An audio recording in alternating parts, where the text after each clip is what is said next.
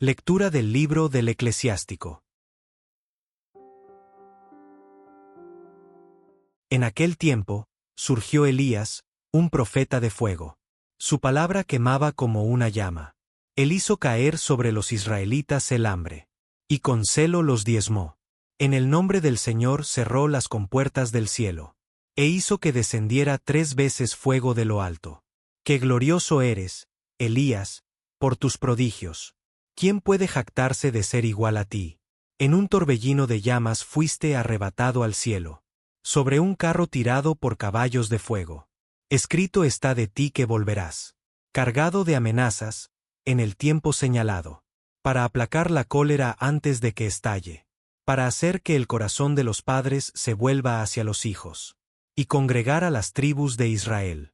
Dichosos los que te vieron. Y murieron gozando de tu amistad. Pero más dichosos, los que estén vivos cuando vuelvas. Lectura del Santo Evangelio según San Mateo. En aquel tiempo, los discípulos le preguntaron a Jesús, ¿por qué dicen los escribas que primero tiene que venir Elías? Él les respondió, ciertamente Elías ha de venir y lo pondrá todo en orden. Es más, yo les aseguro a ustedes que Elías ha venido ya, pero no lo reconocieron e hicieron con él cuanto les vino en gana. Del mismo modo, el Hijo del Hombre va a padecer a manos de ellos. Entonces entendieron los discípulos que les hablaba de Juan el Bautista. En este día la palabra de Dios nos presenta la figura imponente del profeta Elías, un hombre que irrumpe en la historia como un relámpago en la noche oscura de la infidelidad. Su memoria, custodiada por el pueblo, nos habla de un celo divino que consume y de una esperanza que permanece viva a través de los siglos. El texto comienza evocando su esencia, un profeta de fuego, su palabra quemaba como una llama. Elías no fue un orador de fórmulas tranquilizadoras, fue un testigo incómodo, una conciencia encendida por el fuego del Dios vivo. Su misión fue recordar a un pueblo descarriado la soberanía absoluta del Señor. Con su palabra, anunció el juicio de la sequía, y con su oración, cerró las compuertas del cielo. No fue un acto de crueldad, sino un signo profético.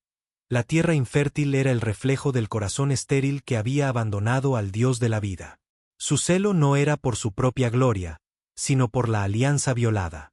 Sus prodigios fueron señales de poder que desafiaban a los falsos dioses.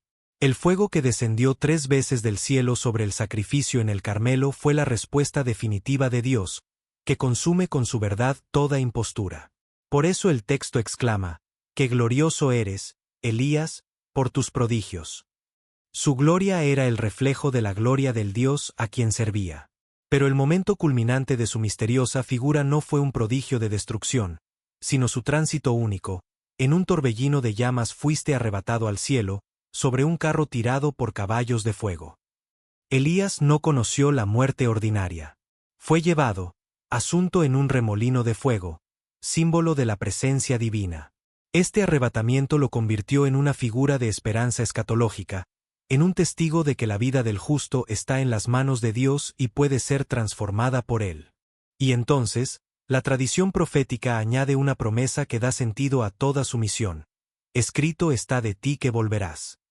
Elías no desaparece para siempre, queda reservado para un tiempo señalado. Su retorno no será para infligir un nuevo castigo, sino para una obra de reconciliación final, para aplacar la cólera antes de que estalle, para hacer que el corazón de los padres se vuelva hacia los hijos y congregar a las tribus de Israel. Su última misión será de paz, de restauración de los vínculos familiares y sociales rotos, de reunificación del pueblo de Dios. Es el profeta que prepara el camino del día del Señor.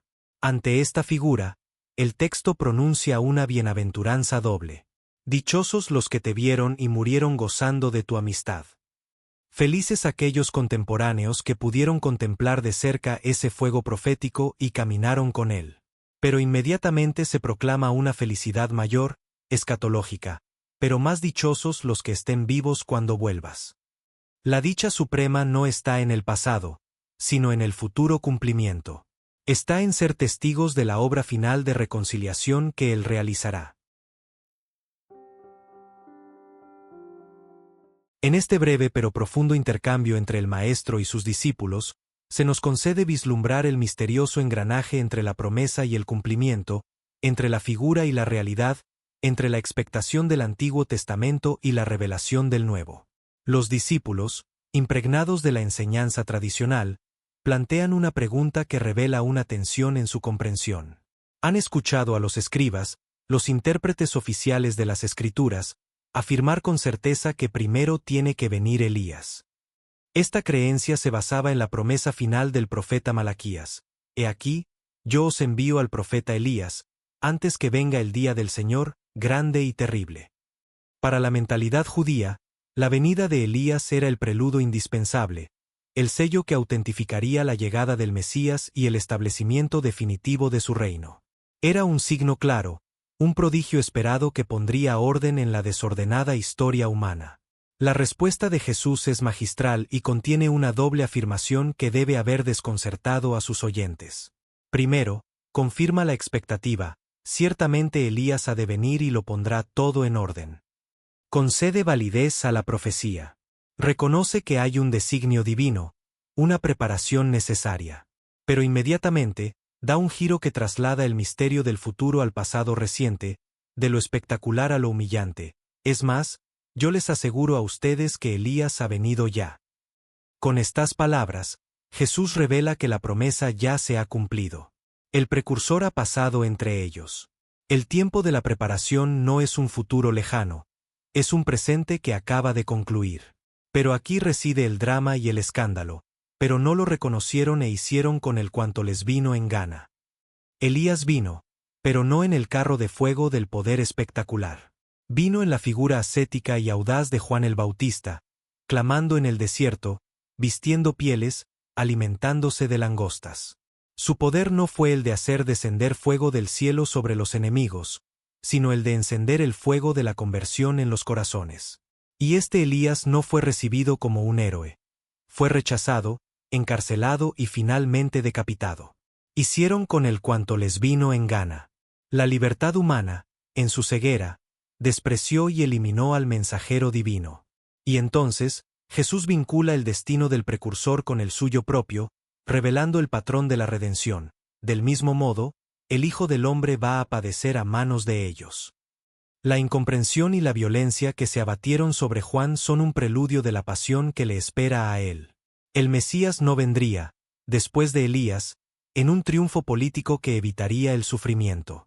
Al contrario, el camino del precursor que sufre y muere, señala el camino del Redentor que será entregado. La lógica del reino no es la del poder que aplasta, sino la del amor que se entrega y padece. El que había de poner todo en orden, lo pone, en primer lugar, desde la impotencia de una cárcel y desde la ignominia de una muerte injusta. Solo entonces, a la luz de esta dolorosa revelación, entendieron los discípulos que les hablaba de Juan el Bautista. La comprensión les llega retrospectivamente. La figura de Juan, a la que habían conocido y quizás seguido, adquiere una dimensión nueva y tremenda. Él no era simplemente un predicador moral, era el Elías prometido, el último y mayor de los profetas, el eslabón final que unía la esperanza de siglos con la persona de Jesús.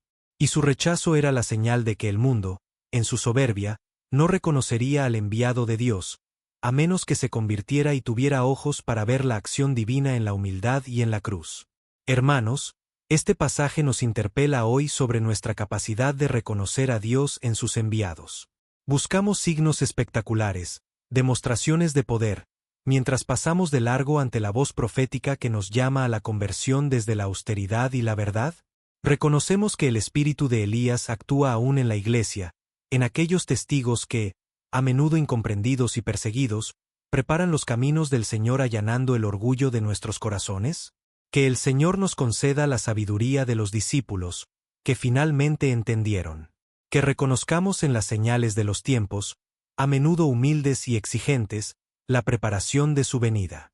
Y que, al contemplar el destino de Juan y de Jesús, abracemos la verdad de que el reino de Dios avanza no por la fuerza del mundo, sino por el poder del amor que acepta padecer para redimir.